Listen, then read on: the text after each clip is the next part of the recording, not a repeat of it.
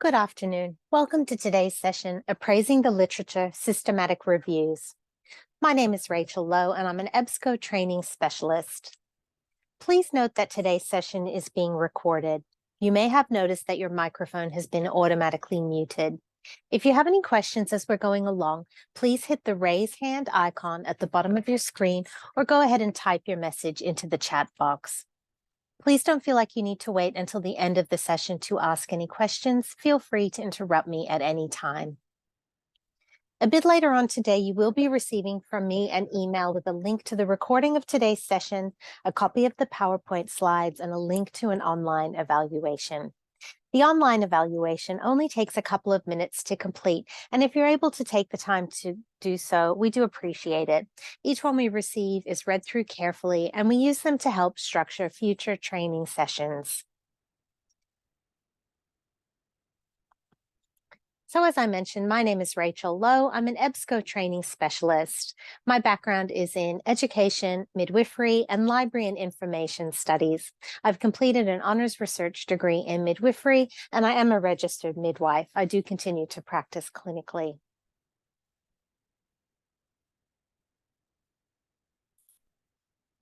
I've put together a few objectives for today's session.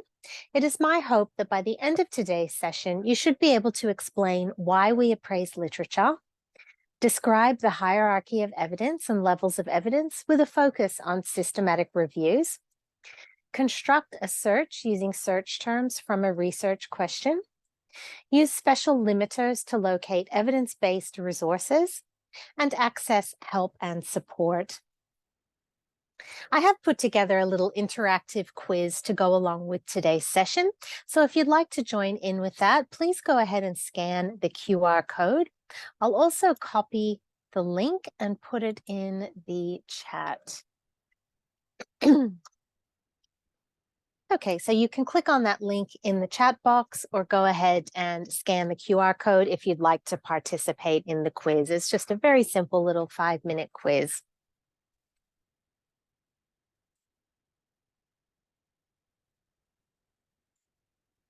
All right, so why do we need to appraise the literature?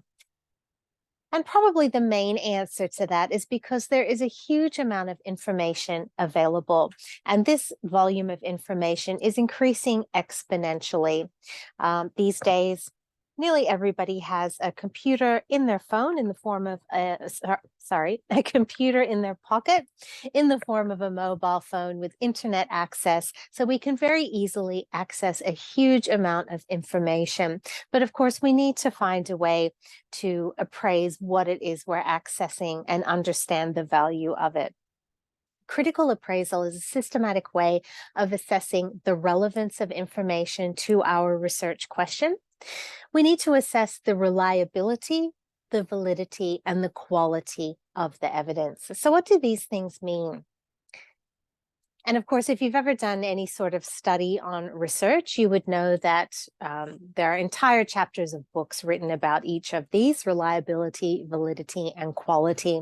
So what I've got here is a very, very simplified explanation of them. So when we talk about reliability, we're referring to the consistency of findings or of evidence. When we talk about validity, we're referring to the accuracy. And when we talk about quality, we're talking about how robust or ethical a study is or findings are, and whether they stand up to scrutiny. So when we're evaluating sources, there's a number of ways of doing this, but one of the most well-known ways is the CRAP test. And of course, this is an acronym, and excuse the crudeness of it, but this is probably the most well-known way of evaluating sources. There's a few others out there. There's the proven method and a few others.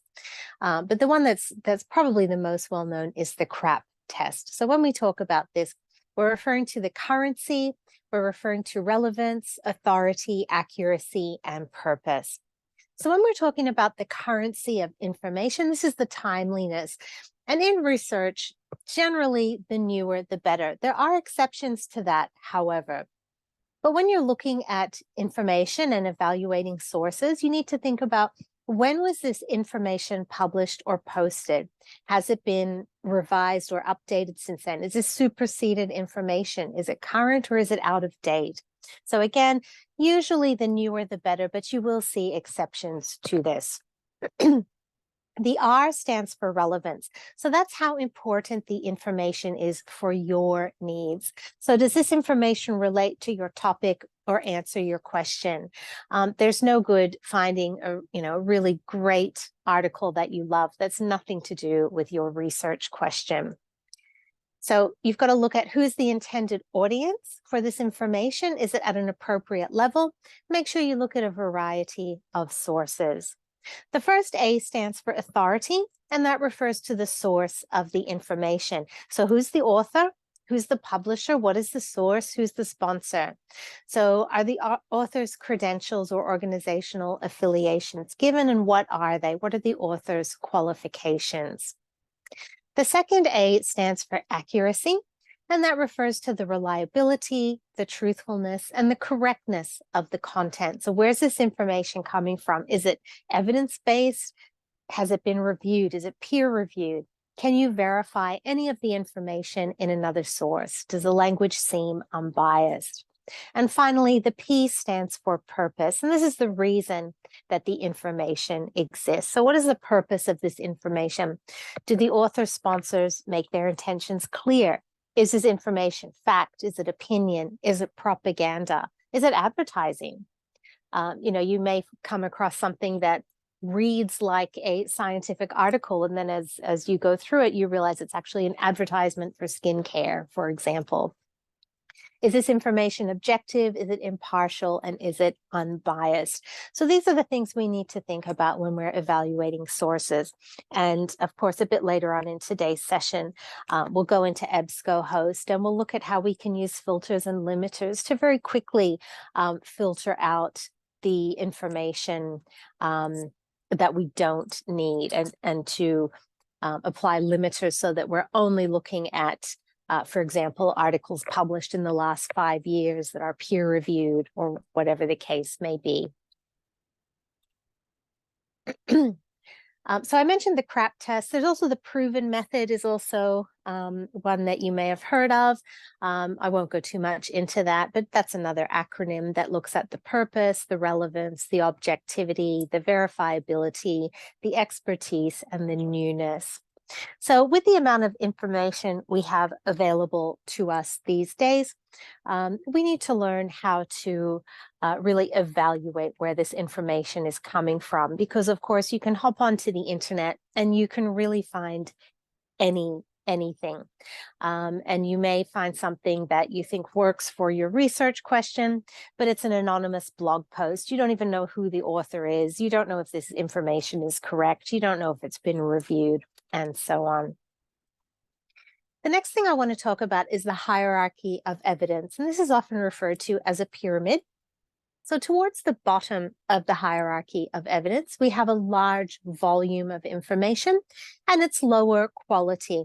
That doesn't mean it's useless. At the bottom there, we have background information and expert opinion, and that is considered evidence.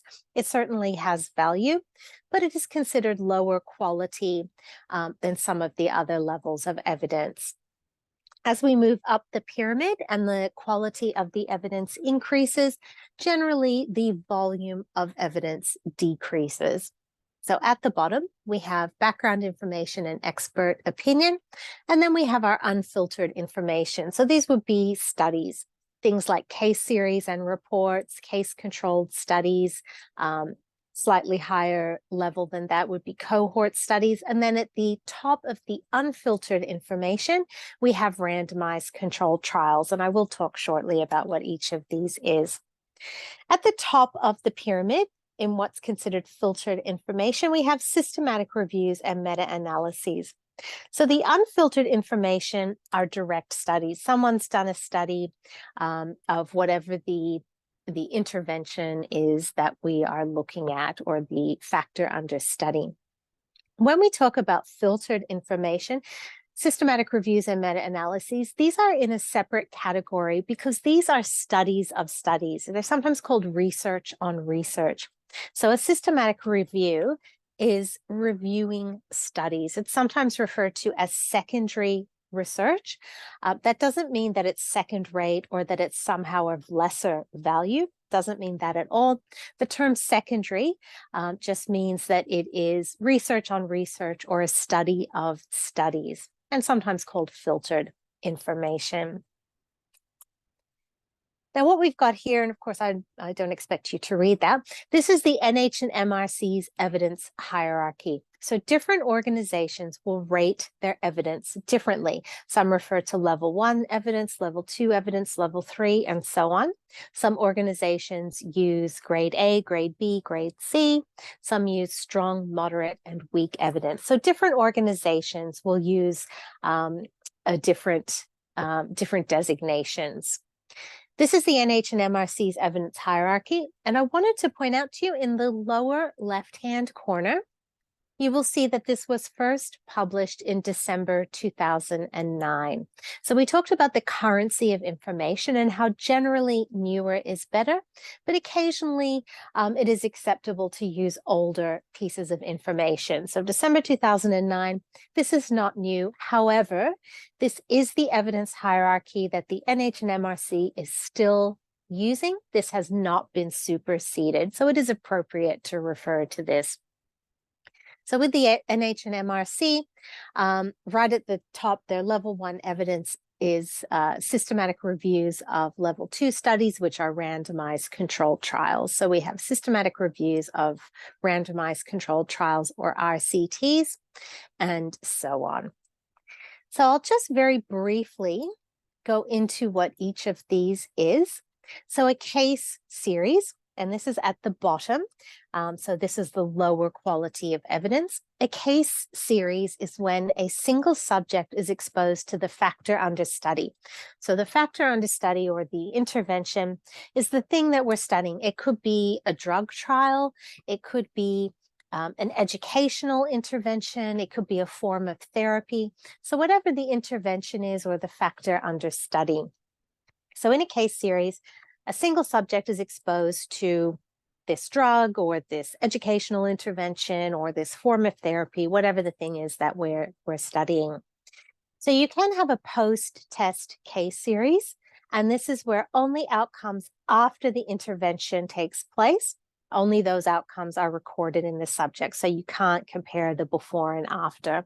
With a pre-test, post-test case series, sometimes called a before and after study, you take measurements before the intervention happens, and then you take measurements again after that intervention. So in the field of education, it could be that you give subjects a pre-test, and then you give them the educational intervention or the lesson or the series or whatever it is, and then you do a post-test, and then you compare those scores before and after. As we move up the pyramid, so a slightly higher level of evidence would be a comparative study without concurrent controls. So this is when 2 or more objects or ideas are analyzed and compared, and there is no control group. Of slightly higher quality of evidence, we have comparative studies with concurrent controls. So this is where 2 or more objects or ideas are analyzed and compared, and there is a control group. As we, again, continue to move up in quality and higher evidence, we have what are referred to as pseudo-randomized controlled trials. So this is where subjects are allocated either to the intervention group, so the group that receives the thing that we're studying, whether it's a drug or a form of therapy or a lesson or whatever it is. So they're either in the intervention group or they're in a control group.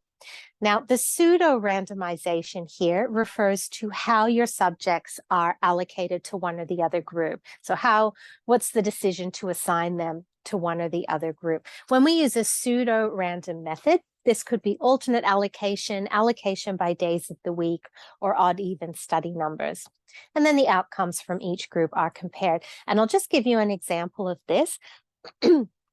A few years ago, I took part in a study where there was a new form of antenatal care that was being trialed. So for the majority of women who attended the antenatal clinic, in the hospital, they received the usual standard of care. For the women who attended the outreach suburban clinic on a Tuesday, for example, I can't remember the day, they received this new form of antenatal care. Now, that would be considered a pseudo-randomized controlled trial because the way the women were assigned to either the group receiving the traditional antenatal care or the new form of antenatal care, that wasn't a purely random thing. So, and it could be that when we're comparing the outcomes at the end of the study, the differences between the groups may not be down to the form of antenatal care they received. Maybe the two groups had very different demographics. Maybe the women who attended the suburban clinic were different in some other way to the women who attended the hospital clinic. So differences in those outcomes might be due to something other than the intervention. So that's pseudo-randomization. If we have a randomized controlled trial, so again, this is where subjects are either in the intervention group or the control group, but they are assigned to the groups using a purely random mechanism. Could be a coin toss, random number table, and so on. And then the outcomes from each group are compared. Now, this is considered a higher level of evidence than pseudo-randomized controlled trials, which makes sense if you think about it, because in a randomized controlled trial, we want to make sure everything is the same for both groups. And the only difference is that intervention. So we want our two groups to have had an identical experience so that when we compare the outcomes, we know that the differences between the two groups are down to that intervention. It's not because, like in that example I gave, it's not because the women who went to one clinic were very different demographically than the women who went to another clinic. All right, and right at the top of our pyramid, our highest level of evidence, we have our systematic reviews. So these are sometimes called research on research, and a systematic review uses all of the existing research on a topic to draw conclusions. The NHMRC describes level 1 evidence as being a systematic review of level 2 studies. So this would be a review of RCTs or randomized controlled trials. Now, the next two slides are quite wordy, but there's some really good information there. So what is a systematic review? A systematic review is a specific type of review. Sometimes people use the terms literature review and systematic review interchangeably if they're not, if they don't really understand the difference. A systematic review is a type of a literature review, and we'll talk more about that in just a moment. So it's a specific type of review in which researchers identify one or two specific questions. They use rigorous methods to identify all the available evidence. They evaluate the validity of the included evidence, and they report their answer to the question. So this particular research design, systematic reviews, falls into the category of secondary literature, sometimes called secondary research. And I touched on that a bit earlier. It's not because it's lower quality or second rate or less desirable than primary literature, but it's because it's a type of research that relies on primary literature being available. So it's a study of primary literature. It's studies of studies or research on research. Systematic reviews seek to systematically identify and summarize all the available literature that is relevant to a targeted question and meets specified eligibility criteria for consideration. And that specified eligibility criteria is very important. Whether you're attending today because you write systematic reviews or you want to write a systematic review, or maybe you just wanted to learn more about systematic reviews because you sometimes read them or you want to know how to appraise them. That process that researchers go through to decide which pieces of literature to include in a systematic review, that process is very important. And we will look at some systematic reviews. Most of them will have a flow chart that will show the process that the researchers went through, what databases they searched, what search terms they used. And often you'll see that in their initial search, they had very big numbers. It might be that they found 1,800 relevant studies. and then they go through a process where they decide which studies to include and exclude, and they will have certain inclusion criteria. And that process is very important. And you will see, sometimes it will go from initially finding 1,800 studies to in the end including 21 studies. So how they go through that process of which studies to include and exclude, what their criteria are, that's something that's very important to look at. So with systematic reviews, the systematic approach is key, and it helps reduce bias and increase reproducibility, and it increases reliability. Assessing the methods that the researchers use to identify which primary literature was relevant to the question of interest is a key part of appraising a systematic review. And again, as I just said, you will see that often in that initial search, they'll find hundreds of studies, and then they go through a process to select which ones they're going to use. So eligibility criteria can vary among systematic reviews, and assessing whether the eligibility criteria is appropriate is part of appraising a systematic review. For instance, in seeking to answer a question about the effects of a treatment, some systematic reviews might only consider RCTs, or randomized controlled trials, whereas other systematic reviews might also allow cohort studies. Although including cohort studies might seem problematic, sometimes we may have to look to lower forms of evidence for insight. For example, if we're assessing rare outcomes, or if we're addressing questions and there are no RCTs on that topic. So as we saw, the NHMRC defines systematic reviews as being reviews of randomized controlled trials. That is not the universally accepted definition of systematic reviews. Generally, they are studies of RCTs, but you will find systematic reviews that include other types of studies. All right, so this infographic here shows the relationship of literature reviews, systematic reviews, and meta-analyses. Now, again, this is not universally accepted, and in just a moment, I'll show you another interpretation. But as I mentioned, systematic reviews are a subset of literature reviews, and the main difference lies in the methodology. So a literature review provides a summary of the existing literature on a specific topic without a specific methodology. Systematic reviews follow a standardized methodology to identify, evaluate, and synthesize all available evidence on a specific research question or topic. Now, a meta-analysis, and you will often see meta-analysis done alongside a systematic review. And so sometimes people use those terms interchangeably, but a meta-analysis is a statistical method used to synthesize the results of multiple studies on a specific research question or topic. So this infographic sort of illustrates how those three things interrelate. But as I mentioned, this is not like a universally accepted thing. If you do a quick Google search, you will see other ways that it is demonstrated. So you sometimes see systematic reviews and meta-analyses more as a Venn diagram. So it's not universally accepted that they are a subset.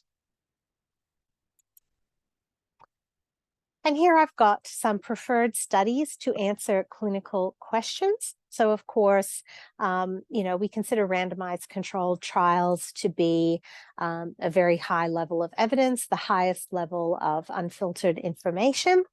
However, they are not necessarily the best study to answer certain clinical questions.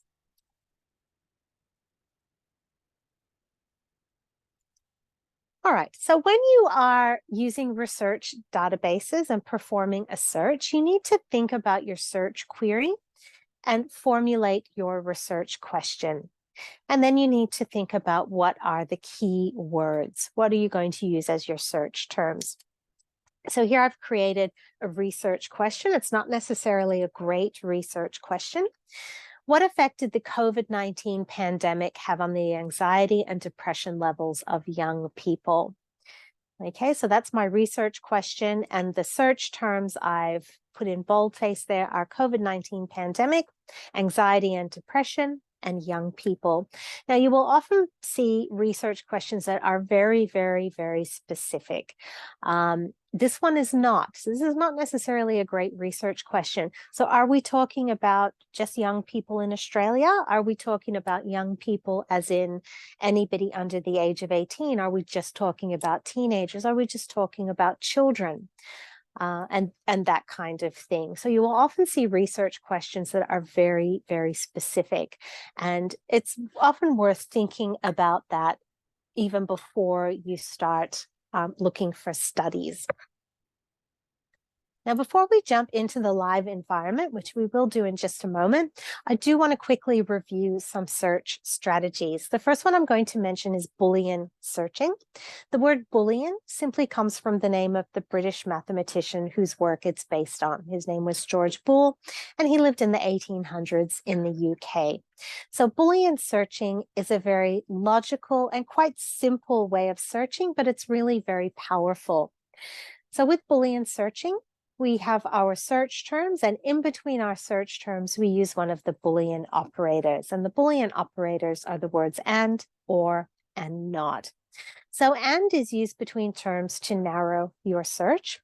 And in the example I've got here, if I were to search endangered and birds, I would only retrieve results that are to do with both of those things. So it's like the overlap in a Venn diagram, and that's illustrated for you in the infographic at the bottom of your screen in that reddish orange color. So you wouldn't retrieve information about birds that's not to do with endangered, and you wouldn't retrieve information about endangered that's not to do with birds. You would only retrieve information that is to do with both of your search terms.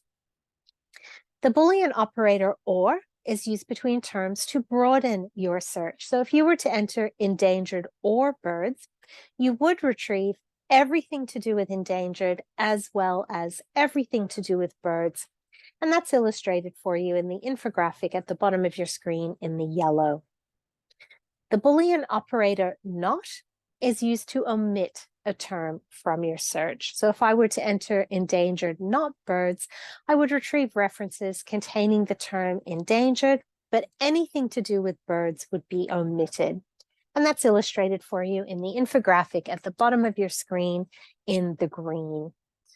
And the final search tip I will mention is using wildcards in searching. And when we talk about using wildcards, that refers to using characters on your keyboard like an asterisk, a question mark, a hash, or quotation marks. So the asterisk is the truncation or word stemming device. For example, if I wanted to search for computer or computers or computing or computation, I could enter all of those search terms, or I could enter the common root or stem of those words, in this case, COMPUT, followed by an asterisk. So from the system's point of view, it's going to look for any words that are COMPUT followed by other letters. You can also use the asterisk to replace a word, as in this second example. If I were to enter midsummer space asterisk space dream, I would retrieve results like Midsummer Night's Dream or Midsummer Day's Dream. Again, from the system's point of view, it's just looking for any phrase that is midsummer, another word, and dream. The single character wildcard is the question mark. So if I were to enter NE question mark T, I would retrieve records containing words like neat, nest, next, and so on. Another example, if I wanted to search woman or women, I could enter both of those search terms, or I could enter WOM question mark N. The alternate spelling wildcard is the hash. So in words like color, if you, excuse me, sorry. If you replace the U with a hash, you would retrieve both spellings. Likewise, words like pediatric, we have a few of these in healthcare, comes from the ancient Greek. In Australia, we spell pediatric P-A-E-D-I-A, and so on. In some parts of the world, that first A has been removed to simplify the spelling. If you replace it with the hash, you would retrieve both spellings. That being said, many databases have been programmed in such a way that if you enter either spelling of pediatric, it would retrieve both spellings, but this is still a good hack to know. Now, the final one I will mention is using quotation marks for phrase searching. And I think this is one we're all familiar with these days, just because of the amount of Google searching that we do. So if you put quotation marks around a phrase, and in the example here, pressure ulcer, you would retrieve references that contain those terms next to each other in that exact order. So I'm going to jump now into a live demo. Now I am using EBSCOhost Classic today. I know some of you might be on the new UI, some of you might be on the classic UI. So I'm searching EBSCOhost Classic. When you're in EBSCOhost, whether you're in the new or the classic version, if you click on Choose Databases above the search bar there, you get a complete list of all the databases available on this profile. Now, this is a demo account, so I have a crazy long list of databases I can access. Most organizations would not have this many. So I've selected, I'm going to search APA PsycInfo, CINAHL Complete, and Medline Complete. So you have the ability to search one database, or all the databases, or some of the databases. And of course, to show which ones you are searching, I just need to click Show All, and there we go. Okay, so I'm on the advanced search screen, and you may default to a basic search screen, which just has the one search bar with or without search options. And I'm going to an advanced search screen, and I'm going to go ahead and put in my search terms. Now on this profile, I do have the autocomplete turned on, so suggestions will pop up. So I'm interested in searching for information about the COVID-19 pandemic, anxiety and depression in young people. And again, in my question, I was not very specific. So I'm going to select one of those. All right, I'm keeping my Boolean operator at AND because I only want the intersection of these three concepts. I'm not interested in information about the COVID-19 pandemic that's nothing to do with these other search terms or with any of them. So I just want the intersection of these three terms. So I'll go ahead and click on search, and you can see I've got 4,000 results here. So this is where I can start narrowing down our results. And if you recall, we talked about evaluating sources. We talked about the CRAP mnemonic, where we looked at the currency and the accuracy and the authority and so on. So when you're searching on an EBSCOhost database, you are able to use filters to apply some of those. Now, of course, because my question is about COVID-19, I don't have any studies before 2020. But if you wanted to filter your dates, you can do that either by moving the slider. So these are publication dates, or you can type over a date. So I'm just interested in linked full text. And I'm just interested in articles from academic journals. So as you can see, I have a number of filters and limiters down the left-hand side here. Now, these may look different to yours, and that's because this interface is customizable to an extent. So the library administrators at your organization can decide which filters and limiters are visible and which are selected by default. But I do have the ability to filter the age of my subjects. I can filter by language, and so on. I can also see, this tells me how many articles from each of the three databases I'm searching are there. Now with these, you will see the title of the article, you will see the author's names, the name of the journal, the issue, it tells you the publisher, it tells you the database it's coming from. You have the very beginning of an abstract, and you'll notice that each article has been tagged with a number of subjects. If you're wondering why some of these words are in boldface, that's because they're to do with our search terms. Now, at the top of this refining column, you have what's called the current search box. And you'll notice each time I've selected a filter or a limiter, it's reflected here. So if I hover my cursor, I can see my entire search string. Those expanders are selected by default. I can click on the X to get rid of those very easily. And there's some limiters that I've applied. All right, so that's how we can perform a search, and we can use filters and limiters to fulfill some of that criteria that we looked at in evaluating sources. Now, what I want to do now, I'm just going to click New Search. And I'm just going to look at some systematic reviews as an example. Now, many systematic reviews, probably most of them, have systematic review in the title. But you will also notice if you scroll down, we have some limiters here. And you will also notice you then have special limiters for the different databases you're in. So there's some special limiters for Medline Complete, some special limiters for CINAHL Complete, and some special limiters for APA PsycInfo. And you will notice Medline Complete actually has a systematic reviews filter.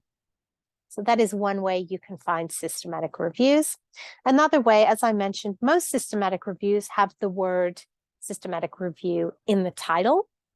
So I'm going to search for articles that have systematic review in the title. And let's just look at articles where full text is available. And I'm just going to look at articles since, let's say, about 2021.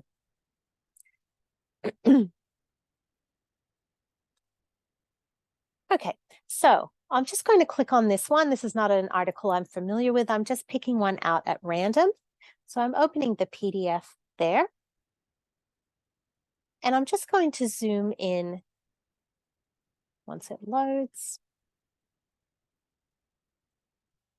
I'm just going to zoom in so it's a little bit easier for you to see. So there's my article. It's got an abstract. It's got an introduction, goes through materials and methods. So it talks about the search process that the researchers went through. So there's their search strategy. They search databases, PubMed, Web of Science, Scopus, talks about the search terms that they used. It talks about their inclusion and exclusion criteria. So this is where you would list the filters that you used. You know, you only looked at English language articles and so on. And as we scroll down, you will find this in most systematic reviews, not necessarily all, but probably close to all. And I'll just zoom out so you can see the whole thing. You will usually see a flow chart. And this goes through their process of identifying what studies they were going to include in this systematic review. So here's the identification process. The records identified from the databases mentioned, 3,326. After removing duplicates, 1,500 and something. So they screened records and excluded most of them. And it goes through their whole process. So in the end, the records included in the systematic review were 18, and the records included in the meta-analysis were 10. So this process is really important. They went from 3,326 articles down to 18, and it will be in the body of the study what their inclusion and exclusion criteria were and how they made that decision of which articles to include and which articles to exclude. So whether you're here because you're interested in writing a systematic review, or maybe you just want to understand them better and understand how to appraise them better, that inclusion and exclusion process is very important. So let's just go back and let's just look at another one. I'll just click on the PDF full text and zoom in. So again, we've got an abstract there. We've got some background. We've got some context. And then it goes through the materials and methods, the search strategy. So what databases they searched are listed there. And let's see if they have a flow chart. Okay, they put a table together of what their inclusion and exclusion criteria were. And here's the flow chart. So as I mentioned, most systematic reviews will include this, not necessarily all of them. So again, the identification process. These are the different databases that were searched, and here's the number of articles that were found in each of them. Duplicates were removed. And then as they go through, they end up with 7 studies included in the review. So initially they had many and ended up with 7. And so it's that inclusion and exclusion criteria that will go through how they did that. So for this particular flow chart, they searched databases and registers, but they also identified studies using other methods. And so it shows the other places that they looked. And we'll just very quickly look at one more. And let's just grab this one. Again, this is not one I'm familiar with. I'm just picking one at random. So here's a systematic review investigating the proportion of clinical images shared in prospective randomized controlled trials, et cetera, et cetera. So we've got our abstract. Goes through the eligibility criteria, the exclusion criteria, goes through the search strategy. And as you can see, there's a flow chart. So again, they only looked in Medline and PubMed, 417 articles, 346 were excluded. So it goes through that whole screening process. And in the end, 60 articles were included in the systematic review. All right, so you will notice this Help tab in the upper right-hand corner here. If you click on that, it opens up a pop-up window, and I'll just maximize it so it's easier to see. And as you can see here, there's a number of help and support topics down the left-hand side. You can browse those or you can search them. So things like how to save searches, setting up search alerts, using folders, different citation styles, how to search, all that kind of thing. The other thing I wanted to mention, and I will send you a link in the email I send you this afternoon, I wanted to mention EBSCO Connect. So you can Google EBSCO Connect, or the address is connect.ebsco.com. But as I mentioned, I will send you a link. And from the search bar here, let's see if there's any information on EBSCO Connect about systematic reviews. Okay, so as you can see, you can filter down the left-hand side, and you'll notice each one has been tagged with whether it's an article. You'll see video tutorials on here and different types of articles. All right, so we are running out of time. Does anybody have any questions?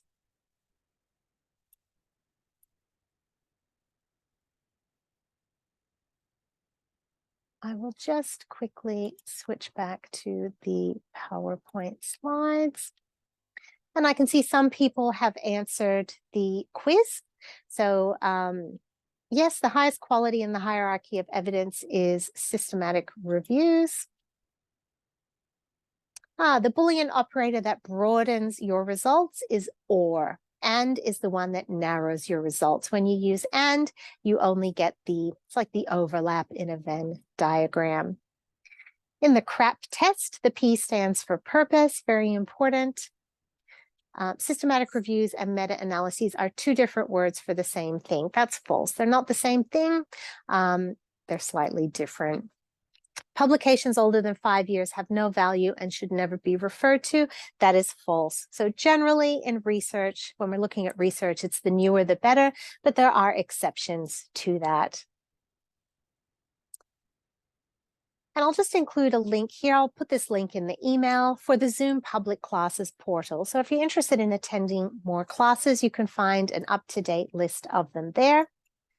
If you're interested in signing up for the ANZ training newsletter, there's a QR code there, but I'll put the link in the email I send you this afternoon. And if you're able to take the time to complete an online evaluation of today's class, that is much appreciated.